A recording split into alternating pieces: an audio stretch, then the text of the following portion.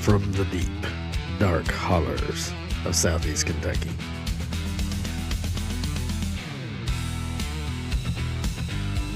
Where the moonshine is strong, the stories are strange,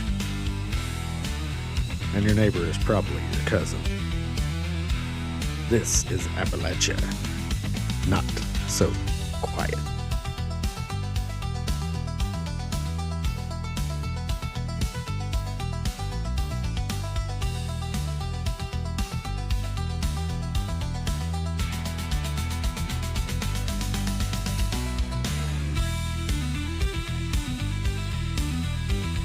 Hey, welcome back, everybody, to Appalachia, Not So Quiet. You thought we were gone, didn't you?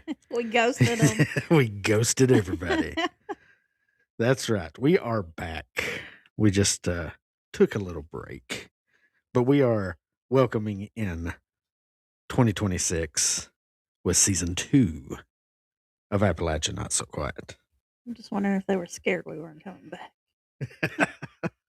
Yeah, I think they were all scared. They were like, "No, our favorite podcast. No." What happened? Where are you guys? I did get several people say, "Hey, what's up? Are you just done?" Or no, we just had to take a little break. Yeah, the holidays. It was crazy. Yeah, it was kind of a sudden break. We did plan on trying to do a few more episodes before the end of the year, but the hustle and the bustle of the holidays overwhelmed us. So yeah, it just didn't work out. So hello, everybody. I am Hillbilly Phantom, and I'm joined by my lovely wife and co-host, Appalachian Shade. That's right. How were the holidays for you, my dear Shade? Well, we got through them. Yeah. That's the most important thing. Right, of course, stressful. Yeah. But we got through them, and, we had a good time with our family. Yeah. Yeah, it was a good holiday season, but I was looking into things over the holiday season in preparation for, getting back to the podcast. And I ran across a lot of interesting things. So we've got a lot of new stuff that we're going to be talking about. I mean, it's still going to be ghosts, haints and boogers, crazy creatures, maybe some aliens, and maybe just some, regular old Appalachian banter. Yeah. Food. And, we got to get back to the food episodes. Yeah, and old wives' tales. Mm-hmm. Yeah, we haven't got back to some of that stuff in a while, so. Religion. Talk about different religions in the area. Yeah, we'll be getting back to more of that. And, of course, disappearances. We've done a few episodes about people that have suddenly vanished. There's a lot of missing children right now in the state of Kentucky, too. I've noticed that in the last few days. Yeah. You start looking into it, and there's a lot of people going missing. It seems to be increasing the number of people that are just vanishing. Mm-hmm. I'm not sure what the answer might be to these sudden disappearances, but you're right. They do seem to be increasing. Those actually, disappearances seem to really touch people in a certain way. Like, there's all kinds of mysteries out there, but people that have disappeared, mm-hmm. that seems to interest people even more than some of the other mysteries out there. And we've seen that. Like I said, we've talked about several different missing people on this podcast, and those are actually like our top episodes. Mm-hmm. Like the ones that have the most listens are the episodes we've done about missing people. So something about that kind of touches people. I guess it's just because it's so personal, people just kind of latch on to that more than they do the mystery of the little green men or something, Right. Because that's science fiction-y. Which some of them, have legitimate reasons that they could be missing, and then some just completely disappear, no trace of anything at all. And that's what is really interesting. Yeah. Yeah, those are the things that get you because, I mean, what happened? Right. Especially Where are they? and it's one of our top episodes is Kelly Holland. Yeah. Nothing, no sign, nothing at all. Right. So, with that being said, of people missing with not a trace at all, could that be because of a so-called Kentucky Bermuda Triangle? A Kentucky Bermuda Triangle? And actually, Kentucky has three. Three? Three. I'm not gonna go. I'm not gonna go on the other two on this episode. We'll talk about those later. But I'm gonna go into the Appalachian Triangle. So there is an area of Appalachia that is kind of like the Bermuda Triangle in Kentucky.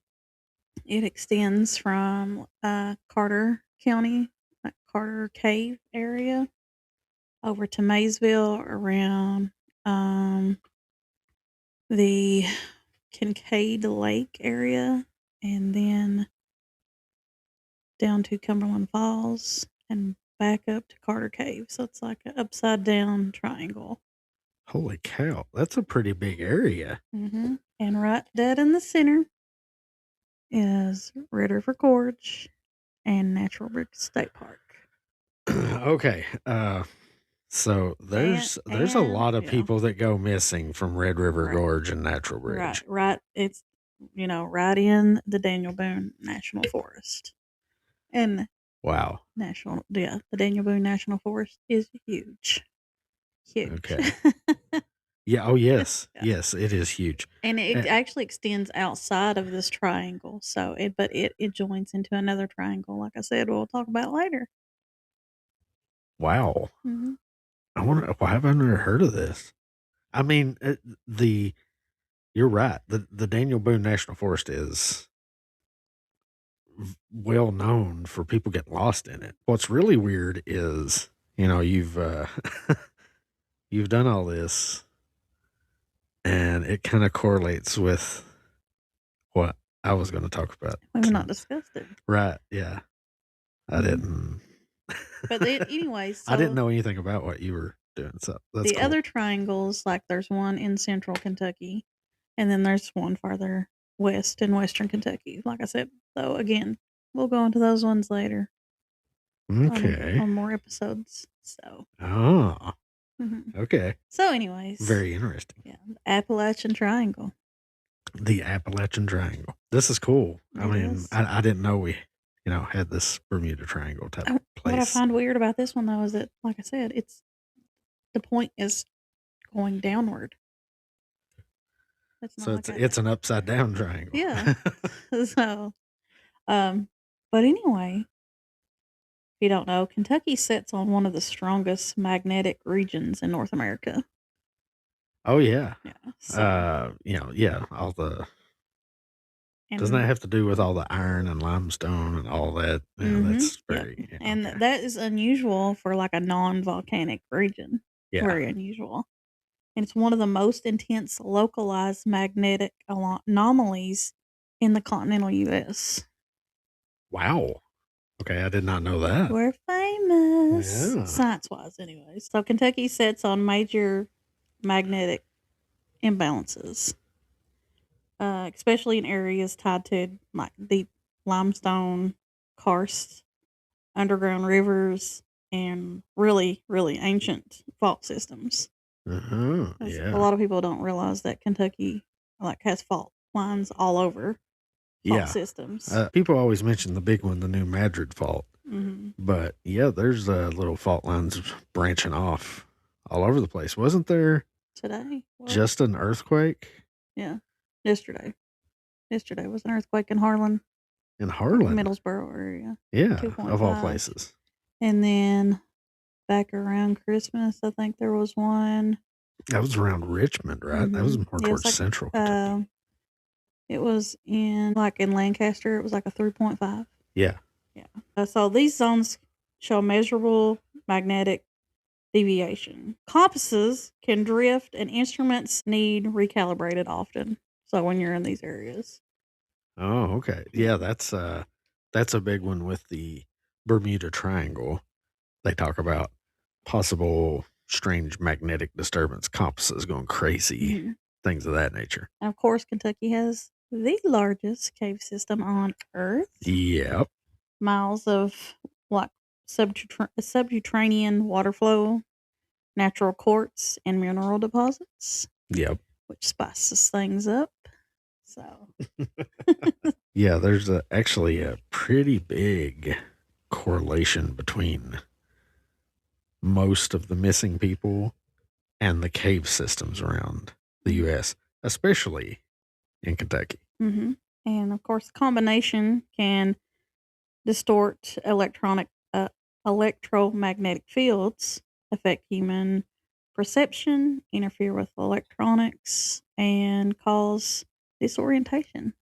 Like Yeah. while you're out and about. Yeah, magnetic fields can really mess Mhm. with the brain. That's why, like high electromagnetic fields, you see the ghost hunters, they have the EMF detectors Mhm. to detect electromagnetic field. Yeah.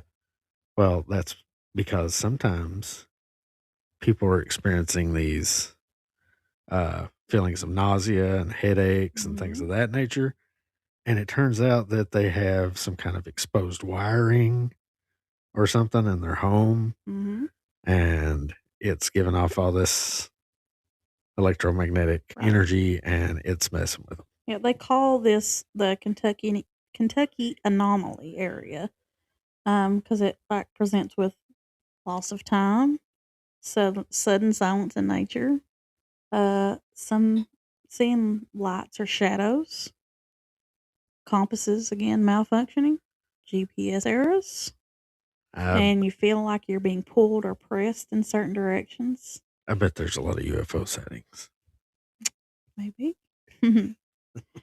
Strong EM fields are known to be affected, like your temporal lobes, trigger fear responses, cause hallucination without drugs. Yeah. So, Yeah, it can really mess with you. and some people really don't realize that they're reacting to environmental physics. Yeah. And where there's magnetic field, it sets things kind of off, especially during full moons.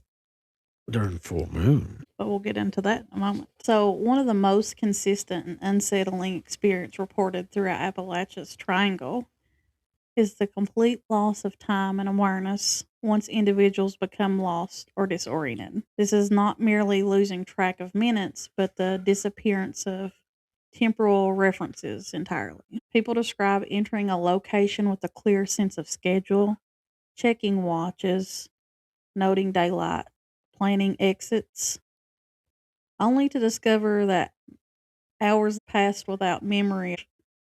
Witnesses constantly report a calm serenity during the experiences rather than panic.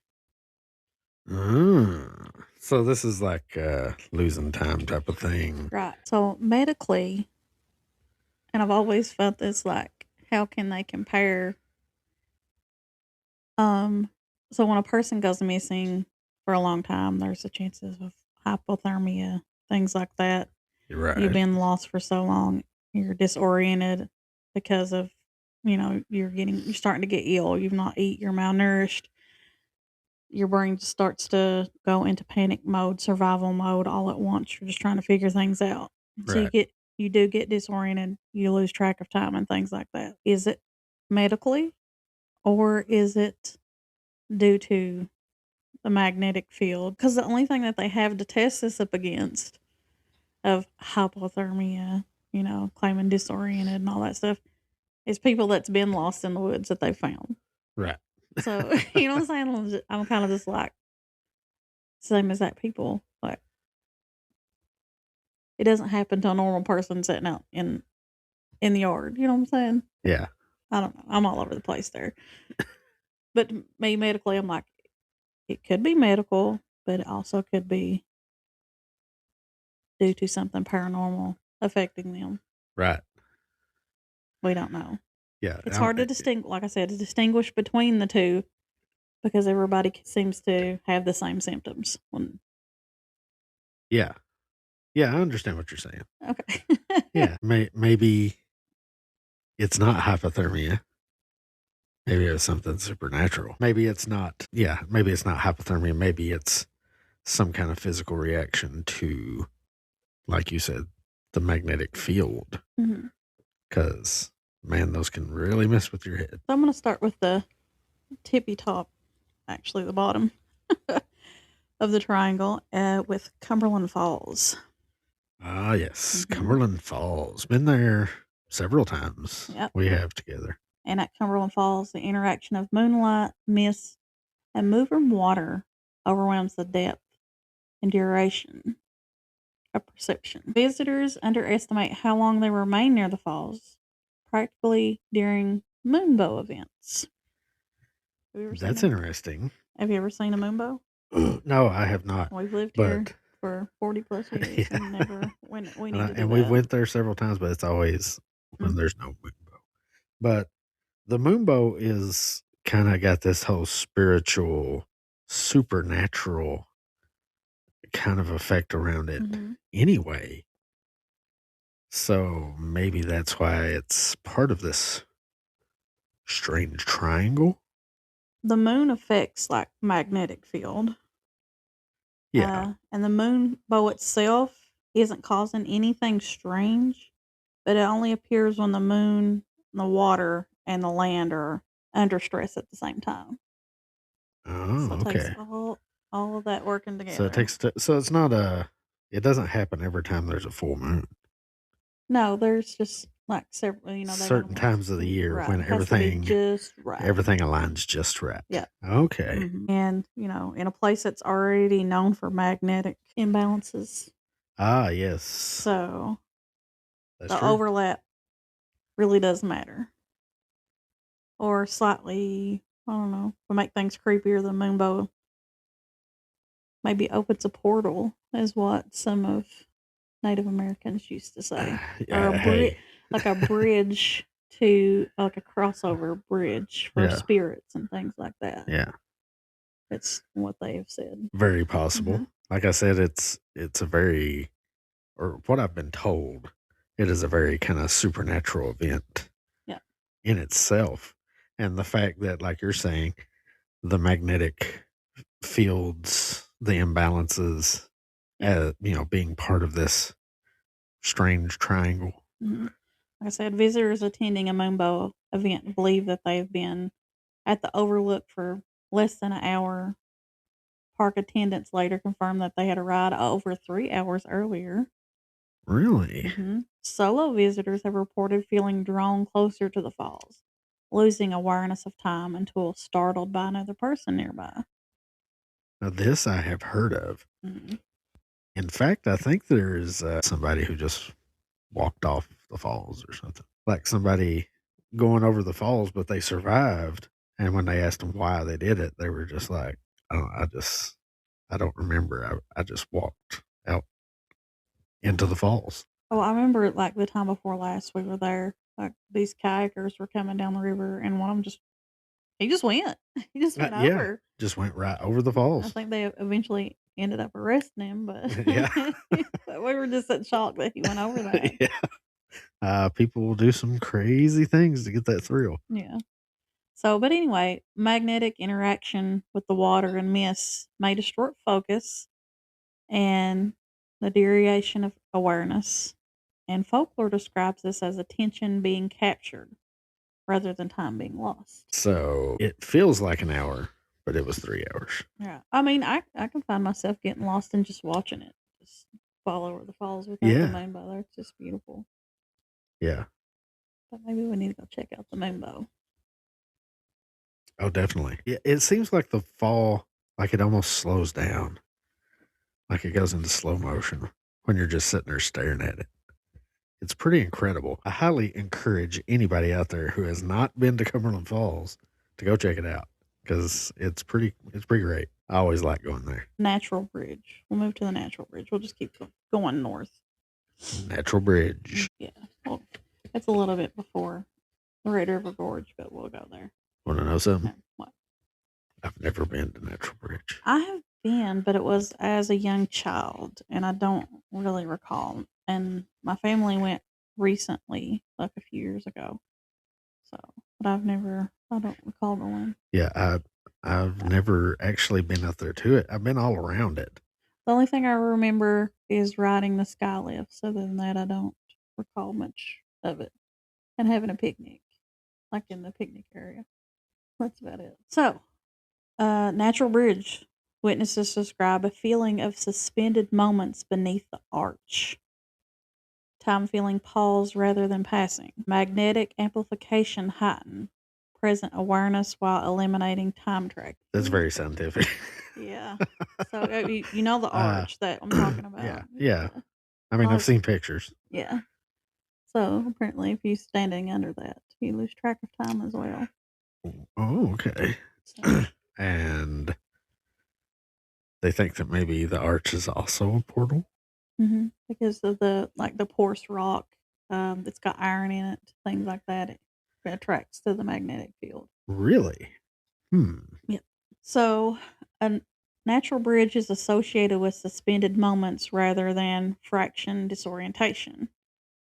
And there's cases of visitors taking photographs beneath the arc later disagreed sharply on how long they'd been there. Some believed minutes had passed. Others insisted nearly an hour had gone by. Missing time. Mm-hmm, right. A lot of this has to do with missing time in this triangle. A family recalled losing track of time entirely while resting beneath the arch, only realizing the delay when park staff announced closing. The magnetic amplification heightened presence moment awareness while erasing duration tracking. Gotcha. I told you I was getting all sciencey with you. Yeah. Pulling out all these fancy terms. So, like I said, there's iron in those rocks and stuff, and they're just shaped so weird and funny. That's all this magnetic field. So that, sets things off as well. Like you said, trying to calibrate your compasses and GPS and things like that. If things are in the right mood, you can get lost pretty quickly. Well, you're right up the road. I mean, I don't usually hear too much around Natural Bridge. Well, it all runs right into But yeah, just down the road, Red River Gorge runs right into it. Yep. Now there's hikers that just, I mean, they get lost in there all the time. Mm-hmm. And a lot of times, yeah, they're like, I don't know why I couldn't find my way out. It's like they just kept getting turned around. So in the Red River Gorge, loss of time is often perceived by sudden silence. Again, we've always been warned about be careful with the woods go silence. Oh yeah. Silent. There's something coming. Once sound drops away, individuals report losing not only direction, but any sense of duration. People wander calmly, convinced they will emerge shortly, only later to realize daylight has vanished. Red River Gorge is marked by vertical terrain, sudden fog, and abrupt silence. Very treacherous. It is very treacherous. It is. These factors combine to remove spatial and temporal anchors. Okay. So, yeah, basically what I was saying, you can get turned around in there. Mm-hmm. And yeah, the rocks are very weird. There's a lot of really rugged, jagged, rocky areas. And they're red, as Red River Gorge. Yeah. So that means they're full of iron. Yeah. So there's some case experiences. An experienced climber reported a sudden absence of sound while hiking a familiar trail. He continued calmly and believed he was close to the trailhead, only to find out later, hours later, several miles off course, that he was lost. Yep. Yeah, that kind of stuff does happen a lot there. And then 2 hikers described walking in daylight, then realized darkness had fallen with no memory of sunset. So they didn't even remember the sun going down. It's just boom, it was dark. Mm-hmm. That's crazy. So, and then there was a guy back in 2024 that went missing, Scott Heron. He entered the Red River Gorge in July 2024 and disappeared for nearly 2 weeks. You remember that? I think, yeah, I remember Mhm. this. And by the time he was found, rescuers described his survival as Oh, miraculous. yeah, absolutely. But what stands out is how he survived, is how long he survived without realizing how long he'd been gone. Like, he didn't realize Yeah, how long he had been gone. he didn't even realize it'd been 2 weeks. But there's no report that he reported of terror. He didn't describe frantic wandering. He didn't say nothing about time dragging or stretching. He just simply existed. So, and then Weird. they tried to follow back with him and try to get like a statement from him, but he wouldn't talk about it. He wouldn't talk about it? See, that's when you know things are strange Mhm. because most people would be wanting to tell that story and be like, oh my God, here's what happened to me. This is why I was gone for 2 weeks. This is what I went through. This guy don't even want to think about it. He doesn't want to discuss it. So Appalachian folklore, kind of describes this again as you're just being held and not trapped, not harmed. You're just being held still. And people who return from this state often struggle to describe it because it doesn't feel like a short or long time. It just felt like absence. Very strange. So, like the magnetic variability, dehydration, caloric depletion, isolation can disrupt the brain temporarily. When the internal clock shuts down, awareness collapses in the presence of the moments. Again, we're back to the health part of it, but the magnetic vulnerability also played a role in his mental state. Yeah. So, Yeah, he was being heavily influenced by something. Something was bending his perception of time. Maybe it was this iron-rich land, the magnetic field messing with his physiology, with his brain. I feel like something happened because one of the first rescuers to get to him, he was like, "Just hug me." I guess he just wanted that human connection, Yeah. of human presence. Like I can touch, feel Just touch someone, somebody that feels real. yeah, human. So something happened. Just trying to, maybe he'll eventually talk about it. Yeah, maybe he'll write a book or Yeah. something. Maybe come on a podcast, talk about it. Yeah, maybe. And I think one of our friends and her children, they just were going around a loop there at Red River Gorge. They were just driving down through there, and they pulled up on this little spot, and it was just supposed to be like a mile loop around. And it was close to the edge of dark, but she's like, "We got this. It's just one loop. It says it's 1 mile, and it's showing a circle that goes around." And they got lost at the edge of dark. And just so happened, she's like, she got one bar of service, and she was able to text her husband to blow the horn and blink the light so that they could find their way back Holy to the cow. truck. And I mean, it was just a circle. She said it was just a circle. She said we couldn't find our way back. Yeah, that seems almost impossible. How could, I mean, Oh, she was said they were even like using the GPS on her phone, trying to circle their way back. yeah. Like to find my phone. She had her husband's pointed on there because it should have led them right back to their vehicle. And she couldn't find her way out. And it was just a 1 mile loop around. That is insane. So that's a pretty good story. But I've kind of got one too. It didn't make much sense until now. Okay. I used to have to work in Richmond, Kentucky. Mm-hmm. And I would drive through there on the Mountain Parkway, right through Red River Gorge, the area of Red River Gorge. There was many mornings I was just all of a sudden I was in Clay City. Interesting. Yeah. You've never told me that. I know.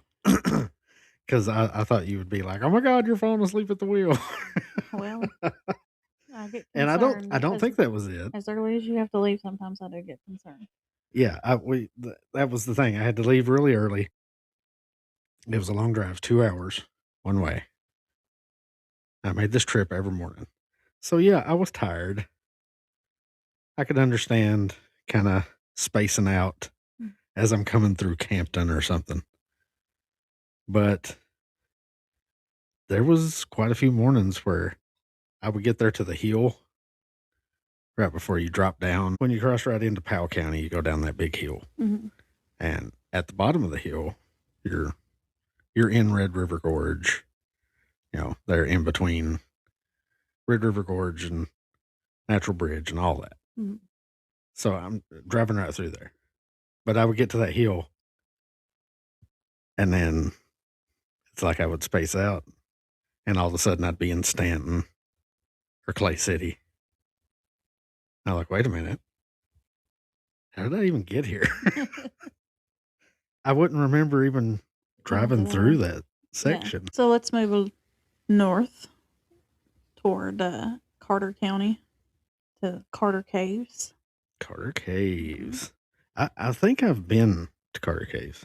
I don't think I've ever been there. I think I may have went there with Mom. When I was real little, we were living in Moorhead. We need to explore these places. We suck. We live in Kentucky. I and we've not know. been to a lot of these places. We were there for a while, going to a lot of the state parks and stuff. Yeah. I mean, we've been a lot of places in Kentucky, but yeah, I mean, some of these big ones, Yeah. we've never, Natural Bridge. You don't remember it. I've never been. It's right down the road. Right. What is wrong with us? So again, Carter Cave, loss of time and awareness is intensified by subterranean conditions without sun. Oh, yes. Yeah. Subterranean, that will really mess with your head when you go underground. Yeah. Cave crickets really mess with your head. Okay, yeah, we have to tell that story now. We went into Mammoth Cave, drove all the way home. Shade gets in the shower. This was 2 days and later. Screams. This was 2 days later I found this. A massive cave cricket. In my hair. Had made a nest in your hair. Oh my gosh. 2 days later after we got home. I know. It was still in there. The sucker was huge. Yeah. I mean, it's not like it could hide real well. Those cave crickets get huge. It's like the size of a cell phone. It was like in my hair. And it was in your hair. I don't ever want to experience that again. They were creeping me out when we were in the cave. Yeah. And they're like, these are a endangered species, so we make sure they don't go outside of the cave. And I was like, okay. And then she packs one home. Yeah. I would think they would get tangled up in my hair. I wasn't even tall enough to reach the ceiling in this cave. Like I couldn't touch the They just liked it. They were like, ooh, look at that hair. That'd be a good nest. We can escape. And these things are clear. They're just disgusting and clear and ugh. They're not like your regular green grasshopper out in the yard. Or cricket or black cricket in the yard. I just wanted to be your friend. I guess. Well, you're not supposed to. I didn't know what else to do. I was afraid of being attacked. It's supposed to live in a cave. It was in the bathtub. I killed it. Sorry. I'm probably going to end up in a lot of trouble for that. I didn't escape. The cops are going to be showing up at their door now. You admitted to killing a cave cricket. Was I supposed to put it in a jar and go back and get more in my hair? We were miles and miles away. It was like 8 hours from where we were. About 6. That's a long drive. Okay. But anyway. Okay, back to Carter Cave. Carter Cave, yes. So, again, loss of time and awareness is intensified by subterranean conditions without sunlight, horizon, or consistent sound direction. The brain loses its strongest temporal anchors when you're underground. Many individuals believe like they were underground for minutes and then they emerge later in the afternoon or evening. Time doesn't feel slow or fast. It ceases to feel measurable at all. Magnetic inferences combined with sensory deprivation disrupt the brain's internal clock. And yeah, absolutely. And folklore interprets this as like stepping sideways into stored time rather than moving forward through it. Interesting. Very interesting. But yeah, going underground, that it really messes with your internal clock because you have no idea how much time is passing on the outside. And yeah, it could really mess with your internal clock. And there's repeated appearances of and reports from people of missing time and the sensations of being observed. And the underground environment removes visual, auditorial, and magnetic reference points simultaneously. There's like cases of local hikers entering like a familiar cave route, that they travel all the time, and then shortly after lunch, planning a quick loop, and then they exit. The parking area was empty, and dusk had settled. And he's like, "The heck! I just went in there. It was daylight at lunchtime." And Huh. he goes back out, and it's already past dark, closing time. And then he insisted he'd just been inside like 30 minutes, and his phone was showing like missed phone calls from his family members, and they were like getting worried about him and stuff. Wow. Yeah. So they should have been And looking. he thought he was just gone for like 30 minutes. Yeah. Wow. Crazy. And then there's another case, group tour, particularly recalling clearly hearing the guide explain a formation. Then they experienced a blank stretch, and the next memory was standing near the exit with the tour guide already ahead, and nearly an hour was unaccounted for. I'm like, "It's Huh. over? It's over? Was it?" So they just missed the whole tour. Yeah, the magnetic inferences combined with sensory deprivation can disrupt the brain's internal clock.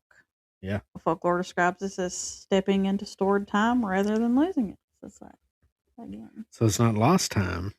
It's just like it just stops. standing still. Yeah, maybe the combination of all those things creates some kind of supernatural effect Well, I on just, people. yeah, I just feel like, our area in general just time just stops. I mean, we just seem to be behind, not, I guess, because of economic reasons too, but we're just behind in time. Well, I mean, yeah, that they kind of say that about small places like ours, Hmm. time stands still type of places. But according to Yeah, this, it really does. yeah. Okay, so just little west of Carter Cave and around the Maysville area, we have Kincaid Lake, and this completes our triangle.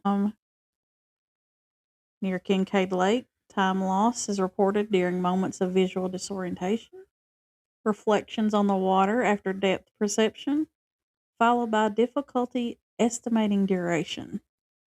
People stop briefly and later discovered extended time has passed, and water and magnetism together dissolve temporal awareness. Oh, so something about the water as well. Yep. So, and there's a lot of reports of like reflection off of the lake brighter than the moon, and you're able to see like spirits or creatures going into the water. Really? Or things, lights coming out of the water and floating. Well, that's cool. Hmm. And they're saying this could be due to the water and the magnetic field. But there we are again. Is it just this coincidental combination of this magnetic field and this strange terrain Well, and then affecting people's right, brains? and under Kentucky, under and on top of Kentucky, we are surrounded by limestone underneath the earth crust. Yeah. Visually on top. And that has a lot of it has iron in it. Then we have, the cave system and waters running through it. It all just plays together in this triangle and amplifies things for paranormal to Yeah. really ramp up. That's crazy. I, like I said, I just wonder, is it this combination of all these things causing a physical reaction? Or is the combination of all these things allowing paranormal things to happen? So, like you were talking earlier about the EMF thing. Yeah. That's what I was saying. Yeah. That those fields can mess with your head, Mm-hmm.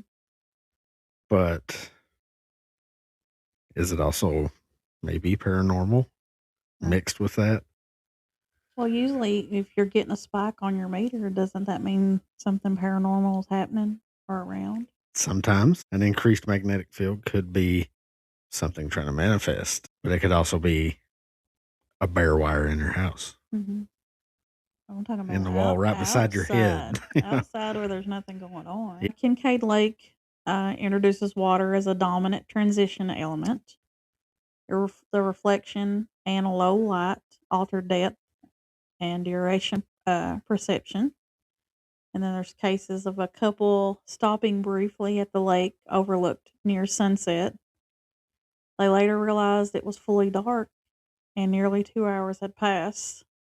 They'll neither recalled doing anything beyond talking and watching the water. They just got lost in time. And then a driver reported pulling over to check directions near the lake. When he resumed driving, the radio began to change, and the time was far later than he expected. Like it just changed. Weird. Yeah. Okay. So, and then, folklore states that this is like a crossing point rather than a destination when this happens. Okay. So it could be kind of you're shifting into the other side for a second before coming back to reality. So kind of like portals and things too. Right. So it seems like all these things, it's just a perfect storm for this little triangle here. And especially on days that it all aligns. So something I'm going to research later is when the moon bows are and see, kind of keep track of what's happening. Like, is people going missing and things during that time period. Yeah, we should really look into that. Maybe there is a spike of weird occurrences, lights in the sky, or sightings of strange beings, increased paranormal activity, or like you said, an increased number of people going missing suddenly. So in 2011, Ryan Lark entered Daniel Boone National Forest and never came back out. There was no storms reported that day, no sudden weather emergency, no evidence of violence or struggle publicly documented. At some point during his hike, Ryan became separated from others and vanished into the forest interior. Search efforts were conducted, but no confirmed trace of him was ever recovered. No campsite, no belongings, no remains. And his disappearance remains unsolved.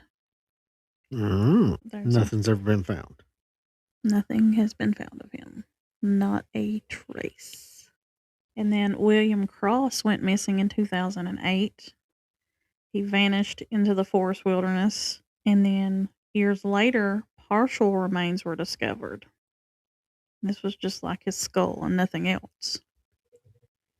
Says investigators could not reconstruct a clear sequence of events.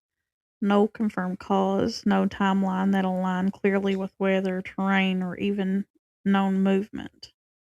What happened between his disappearance and discovered remains is still uncertain. Just his skull. Just his skull.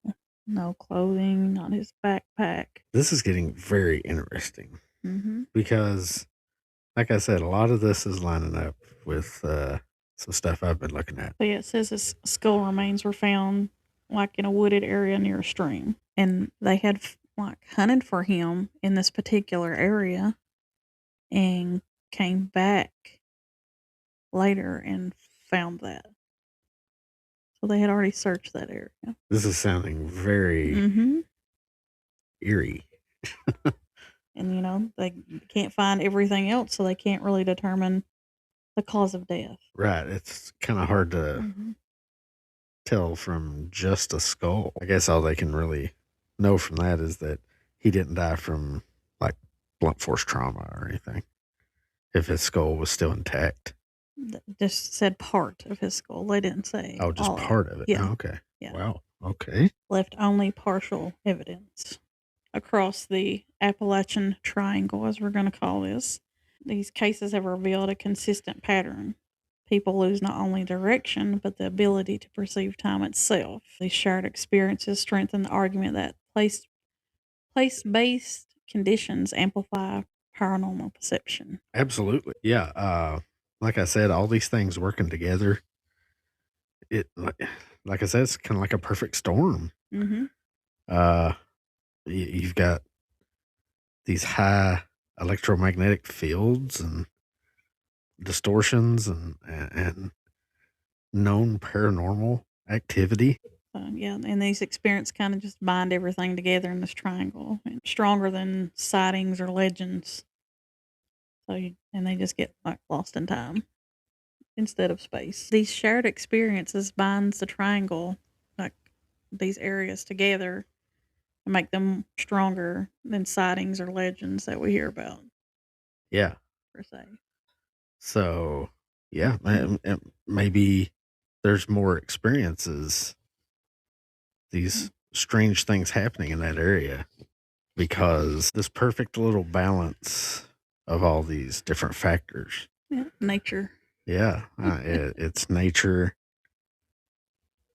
It's and science.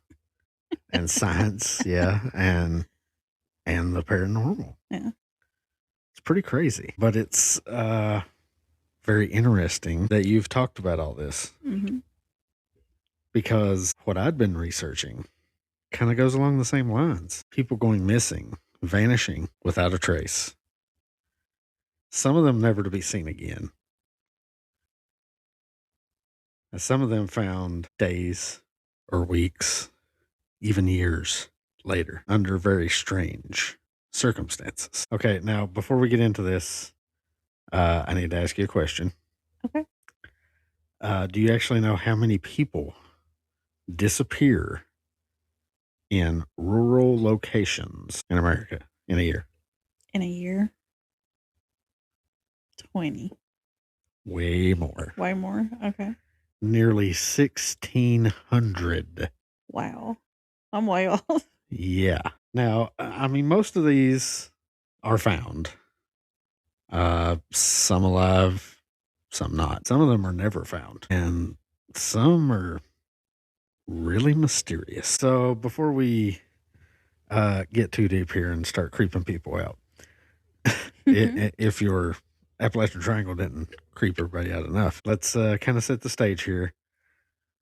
So, have you heard of the Missing 411 project? Might have heard something about it, I think. So, this is a project that was created by a former police officer and investigator. His name is David Paulides. I think I'm saying that right. Pilates. And he has compiled over the last 12 years 1,500 cases out of all these missing people that are strange, that don't really sit quite right. Paulides has spent years compiling cases of missing persons, mostly in national parks. That's why I was kind of like, when you started talking about Daniel Boone National Forest. Mm-hmm. I was like, gee, so this guy I've been looking at, most of the cases he investigates are in national parks. He's wrote 8 books and made 3 documentaries regarding the missing 411. Now, the 3 documentaries, I've actually watched those. Okay. And they're really good. Encourage everybody out there. Go check them out. You can find them for free. I think I watched them on Plex on the Roku channel or on the Roku. And they're really good. The first one is, basic missing persons that are mysterious. The second one mostly focuses on hunters that have went missing.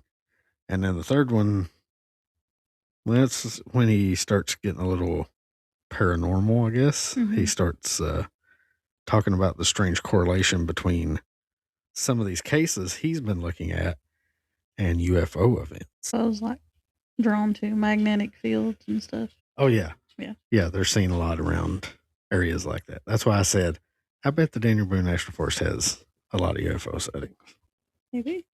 We'll have to look into that. Mm-hmm. And, of course, go check out, because you can get the books and the documentaries if you're interested in buying them from David Paulides' website, missing411.com. I want to make sure everybody understands that David, he's not like some paranormal blogger investigator. Like I said, he did eventually make some kind of connection with UFOs, but that was just like some of the cases. It wasn't all of them. There wasn't some kind of UFO connection to all the cases. He just found it interesting that those UFO cases and his cases kind of overlapped. Right. So this guy was in law enforcement. He was a detective. And after his time with the police force, he started doing investigative research. And, you know, because of his law enforcement background, he focuses heavily on patterns like people vanishing suddenly, search dogs losing scent, anomalous weather, bodies being found near water, things of this nature. He calls all this his missing 411 profile points. Right. And all of the cases involved with the missing 411 project have to hit most, if not all, of those points to be considered, you know, One of his. one of his cases, you know, strange, mysterious cases. Now, of course, he's got critics that say he cherry picks data and leans too heavily into the mystery and, you know, kind of possible paranormal explanations and stuff. I don't see them explaining it any better. So, But yeah. if they've not been able to solve it, you know what I'm saying? Right. But most of his supporters argue that even if you strip away that kind of speculation, that these cases are still very deeply abnormal. Now, one interesting thing, speaking of these points, that I noticed that I saw in the documentary was that he had these clusters. So he was looking into these mysterious vanishings, these disappearances. And it turned out that a whole lot of them were like in the same areas. And I think he showed a map, and like I think Yellowstone had over 50 that were strange, mysterious disappearances. And then, you know, he had some that was just like 12. But that is incredibly weird. Right. Because it's always like within a 20-mile radius. He'll have these clusters. And that's where most of the disappearances are happening. So, I mean, whether you think of these missing 411 cases as supernatural or misunderstood or just full of tragic coincidence, you got to admit that some of it is very, very weird. Yeah. And there's one case, and it reminds me a lot of another case that we have discussed before. Kelly Holland Jr. This case is very similar to that one. So in the Great Smoky Mountains National Park, straddling the border of North Carolina and Tennessee, the most visited national park in the United States, welcoming millions of visitors each year, known for its rolling fog and dense forests and ancient mountains, and beauty that feels almost untouched by time. On June 14th, 1969, the Smokies became the setting for one of the most disturbing disappearances in American history. A 6-year-old boy vanished in broad daylight, much like Kelly Holland Jr. Despite an enormous search involving hundreds of trained personnel, military forces, they brought in the Green Berets on this one because of the treacherous, mountains and stuff, and local volunteers, he was never found. Never, not even a trace. This is the story of Dennis Lloyd Martin. Dennis Lloyd Martin was a 6-year-old boy who lived with his family in Knoxville, Tennessee.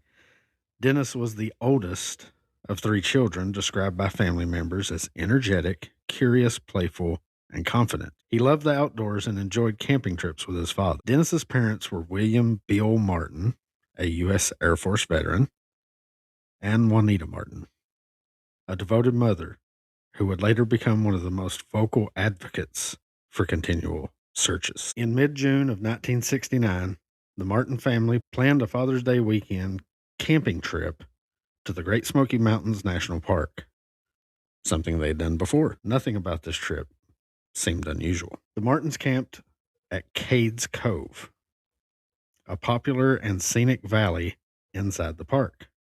Cades Cove is not remote wilderness. It's one of the most heavily visited areas in the Smokies. Yeah, it's very popular. Yeah. Traffic is always backed up. I've never been there, but I've heard of it. I mean, yeah, it's a very popular destination. So on Saturday, June 14th, 1969, Dennis went on a short hike with his father, William Martin, his grandfather, Clyde Martin, several other adult family friends, a group of children, including Dennis's younger brother and cousins. The destination was Spence Field, a grassy clearing along the Appalachian Trail, approximately 5 miles from Cades Cove. The hike was relaxed. The weather was warm. Visibility was good. This was not a dangerous expedition. And in fact, this trail that they were hiking, I mean, it's nothing. Right, yeah. And it's a well-beaten path. I mean, yeah, it's well-traveled. It's not, you're not going up and down the hill or, it's just a flat, plain trail. Yeah. So there's nothing rigorous about it. Easy for just about anybody to walk this trail, from a 4-year-old up to a 80-year-old. At approximately 4:30 p.m., the group stopped near Spence Field to rest and eat. Dennis and 2 other children decided to play a game. They planned to hide in the woods and jump out to scare the adults. The children split up. 2 of them ran in one direction. Dennis ran in the different direction. I think I've heard this before. The adults were watching casually. No one was alarmed. When the other 2 children jumped out to scare the adults, Dennis did not. At first, the adults assumed Dennis was simply hiding longer than planned. But when they called his name, there was no response. They searched the immediate area. Dennis was gone. What happened next is important. Dennis didn't scream. No one heard a cry for help. There was no sounds of running. No crashing through the brush. It was as if he just vanished. Right, and you expect that out of little kids. Like, I mean, if they were to fall and get hurt or anything, like, be vocal and cry. Yeah. Yeah, they're definitely going to scream and cry if they fell somewhere and got hurt. But like I said, this trail, it's not dangerous. Mm-hmm. Like, you're not on the side of a mountain or anything like that. Right, but there's not huge jagged rocks. Kids that stuff. Age, if you're not inside of your mama or your daddy or somebody you're kind of like screaming, "Oh my God, I'm lost!" Screaming. Yeah, so. Yeah, you can't see them no more, so you start screaming. Mm-hmm. Well, I mean, maybe he just wasn't the kind of kid who got scared easily. But they were hiding, and from what I can gather, this isn't dense forest either around them. It's just like brush, just like bushes and stuff. Right, and if he got caught up in briars, he would scream, because I've done that. Oh, yeah. And they hurt like hell. They do. So I would scream, and I mean, it would be all tangled up my hair and everything. Like, it hurt like, oh my gosh. Yeah. I don't even want to talk about it. So these kids run off with Dennis, and he goes to one side and they go to the other, and they're just hiding in bushes and stuff. Like I said, it's not real dense forest or anything around. And that was the last time he was seen, ducking into some bushes. Where did he go? It seems impossible. The adults began shouting Dennis's name and spreading out through the nearby woods. When they could not find him after about 30 minutes, William Martin sent someone to alert park rangers. This delay, though understandable, would later haunt the family. By early evening, park authorities were notified, and a formal search had begun. The search for Dennis Martin quickly became one of the largest in National Park Service history. Over the next several days, more than 1,400 people participated, including National Park Service rangers, local law enforcement, volunteer searchers, trekking dog handlers, helicopter pilots, and U.S. Army Green Berets from nearby Fort Bragg. The involvement of Green Berets was unusual, but reflected the seriousness of the situation and the difficult terrain. So that immediate area they were in was not difficult terrain. But they were like, well, what if he wandered off into the difficult terrain? Exactly. So they brought in the Green Berets. So the Great Smoky Mountains are deceptively dangerous. Mm-hmm. They're Black bear everywhere. yeah, that's definitely some of the wildlife is dangerous. Mm-hmm. But it also has dense undergrowth, limiting visibility in certain areas. Steep ravines hidden by vegetation, sudden weather changes, cold nighttime temperatures, even in June. And the searchers focused heavily on trail streams, ravines, cliffs, and sinkholes. Tracking dogs briefly picked up Dennis's scent, but lost it on rocky terrain near Spence Field. No physical evidence was ever found. Shortly after the search began, severe storms hit the area. Heavy rain washed away potential scent trails, made helicopter flight difficult, and increased the risk of hypothermia if Dennis was still alive. Even though it was summer, nighttime temperatures in the mountains dropped down into the 50s and 40s. A 6-year-old child without shelter would have been extremely vulnerable. So this is typical. Somebody goes missing, they've got everybody out looking for them. Now, usually, even in the documentaries, when David Paulides is talking to some of the search and rescue people, they're talking about how most of the time when they get a call that somebody's missing out in the forest, they go out there and they search, and within a few days, they find them. Not always alive, but usually they find them. And again, a small child, it just seemed like that would get tired. Yeah. They wouldn't be able to track a long way. You're right. They shouldn't be able to go a long way without somebody seeing them. Mm-hmm. And this is, early evening, 4:30. And I would assume, like I said, a 6-year-old would even get tired. Like I've watched my kids play so long, they just pass out. You know what I'm saying? Go sleep. Yeah, they'll just play until they fall over and go to sleep. Yeah. So, you think that they would have found him pretty quickly. Mm-hmm. 6-year-olds shouldn't have been able to go too far, especially with the fact, like I said, not where they were at, it wasn't rough terrain, but around them was rough terrain. Now, this is where things might become a little bit odd. Several days into the search, a man named William Rainey, a Vietnam veteran, came forward with a disturbing account. Rainey claimed that while hiking in a remote area, he saw a figure moving through the woods, carrying something on its shoulder that looked like a child. He described the figure as moving quickly and awkwardly. Rainey reportedly shouted, but the figure ran and disappeared. Want to guess what his description of this was? I don't. At first, he thought it was a bear. Okay. Until he realized it was walking on 2 legs. I don't see a bear packing a child. And it was carrying a child on its shoulder. Yeah.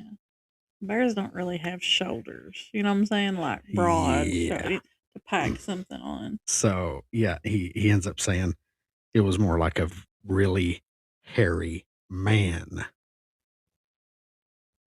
Bigfoot.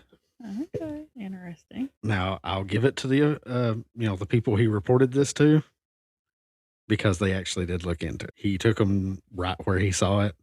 They looked around. They found no physical evidence, and they didn't find any kind of footprints. They didn't find anything. But they did try to take it seriously and at least went and looked. So, do you just ignore that? I'm just glad it wasn't an alien. He's he's the only witness that saw anything around the time this child went missing. And he just happens to see basically a Bigfoot is what this guy describes. But it makes you speculate as well if he's seen something. Is he just making something up to get the heat off of him? I mean, maybe. But I assume they would have looked into him too. If he had been in the area claiming that he saw this, then they would have been like, well, if you were in the area, let's look into you. Mm-hmm. So I'm assuming that he got investigated to some extent. Now, the National Park Service never officially endorsed this account that he gave as, being anything useful, but it still remains part of the case record. After days turned into weeks, the search was gradually scaled back. No remains, no clothing, no personal items. Authorities ultimately concluded that Dennis Martin most likely became separated from the group, wandered downhill or into a ravine, and died from exposure or injury. Now, I mean, they kind of have to play it safe. And, that's the statistically most common outcome in, a missing child wilderness case. Did you say they sent cadaver dogs as well? Yeah. So they should have been able to track him if he went down in a ravine. Right. It doesn't explain how they can't find any trace of him. Mm-hmm. They're just saying, well, for lack of better explanation, he wandered off and fell in a ravine. The lack of any physical evidence remains troubling. Dennis's father, William Martin, never accepted the official explanation. For years, he returned to the Smokies to search on his own. He studied maps. He retraced routes. He questioned theories. William Martin later criticized the search effort, believing areas may have been overlooked or searched too late. He lived with a crushing guilt, believing he should never have let Dennis run ahead. Juanita Martin suffered deeply. She later said the worst part was not knowing whether Dennis was scared, whether he suffered, and whether he called out for his parents. Dennis was legally declared deceased in 1985, 16 years after his disappearance. Even then, Juanita reportedly struggled to accept it. I would. One of my kids went missing. Yeah, it's kind of hard to accept something like that they just vanished. The disappearance of Dennis Martin remains one of the most haunting cases in American outdoor history because it happened in daylight in a busy national park with adults nearby during a short supervised hike. And yet, no evidence was ever found.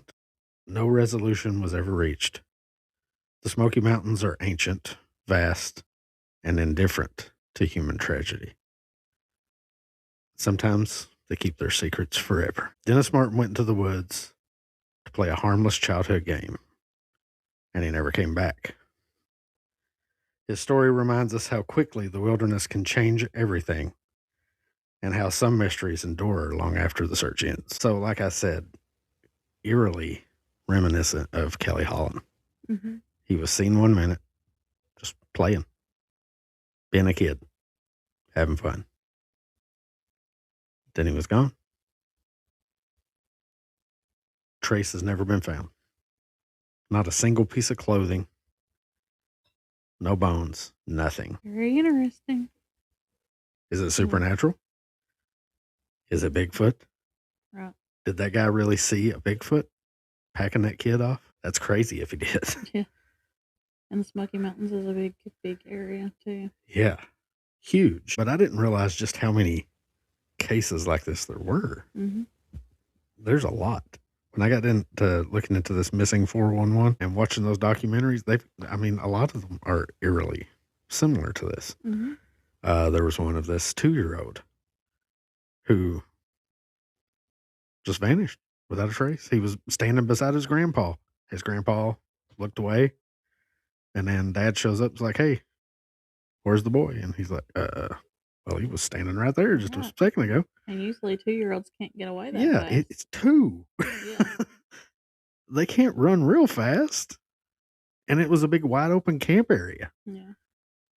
And no one else around? Yeah. Is it a portal?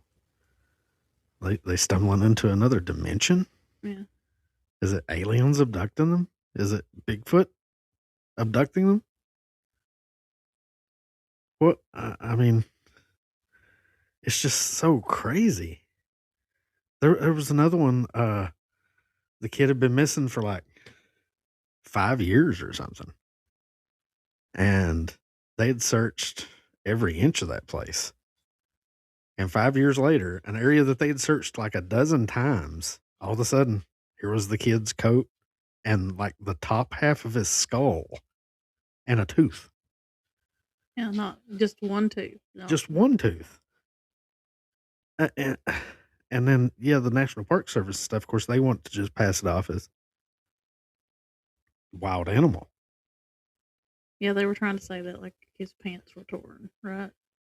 They found his top of his skull, a tooth, his jacket, and those pants were torn or tethered per se. And then they said it's just rodents and birds had plucked at it Right. to build nests. Yeah. Yeah. They had found, they didn't find any, I think they found some more of his body, some more of his bones, but they didn't find his shoes, or no, they found his shoes. They didn't find his socks or like underwear. But they found pants that were turned inside out. And like, yeah, the mice had made nests out of it. It's just weird. His pants were inside out. Yeah. And then his shirt was there, jacket or whatever it was. And then, yeah, his skull, part of his skull and a tooth. No jawbones, nothing like that. Yeah, nothing like that. There was another case where the clothes were neatly folded beside where the bones were eventually found. Wow. Yeah. And you know, of course they bring up hypothermia. You brought that up earlier. Mm-hmm. You know, you kind of go crazy. You strip off your clothes. Right. You don't fold them neatly. No. And lay them beside you. That's what I'm saying. Like, and the only evidence they have to compare it to is missing persons. Really, I mean, if you think about it. Right. That's why they always label. Oh well, it must have been a wild animal. Oh, he must have just fell into a ravine and we just ain't found him yet. Well, what if it's something else? There's a lot of. What I'm saying is like the hypothermia, they blame on the delusion and the loss of time. Like, you don't remember what time it is and things like that. Yeah, maybe it's not. But how do they know if these bodies are deceased? That's what it is. Yeah. Well, that's another thing. You know, if they find the body or pieces of the body, when they're examined, they can't ever find a real cause for their death. There was one, it was a woman went missing, and she was actually found within a couple weeks, I think. But that was another one where her clothes, she was completely naked. Her clothes were just laying on the bank beside her. And she was just laying in a river. What? Huh? And this wasn't, they labeled it as hypothermia. Mm-hmm. And this happened in like August. And it was hot. Right. How could she have hypothermia when it's hot? Yeah, because that would be begging for some rain at that point. Yeah.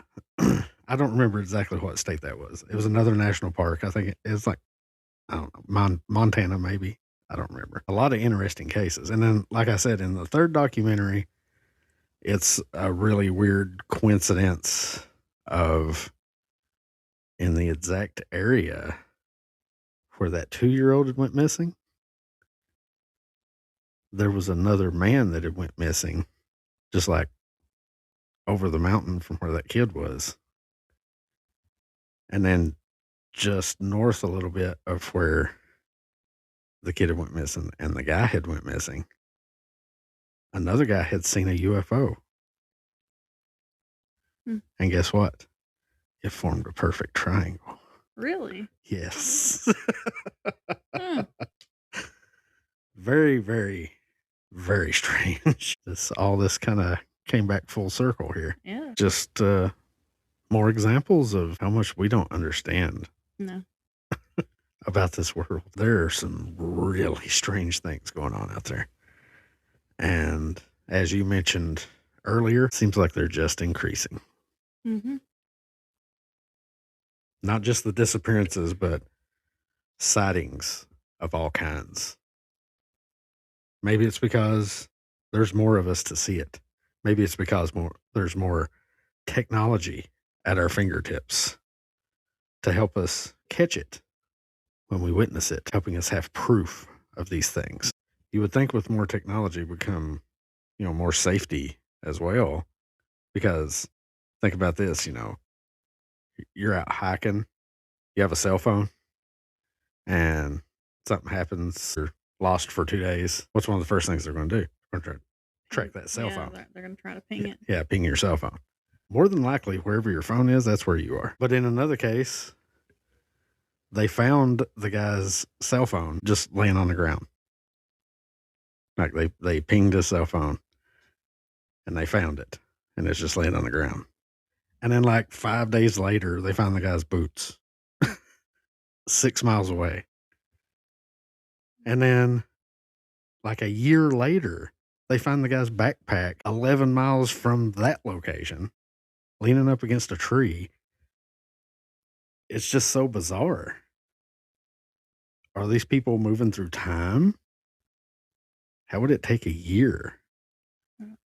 And like the triangle is like often represented as like a threshold between the known and the unknown, life and death, in this world and elsewhere. It's a symbolic thing. So, Well, there you go. yeah. Maybe the triangles are portals. Mm-hmm. It's maybe it's a weak spot between this world and another. A thin layer. We're big fans of Stranger Things. This is sounding a lot like Stranger Things. No, it's not. But yeah, maybe these people are just shifting out of our reality. Could be. Just depending on how the triangle shows up and if everything aligns that day in the magnetic field.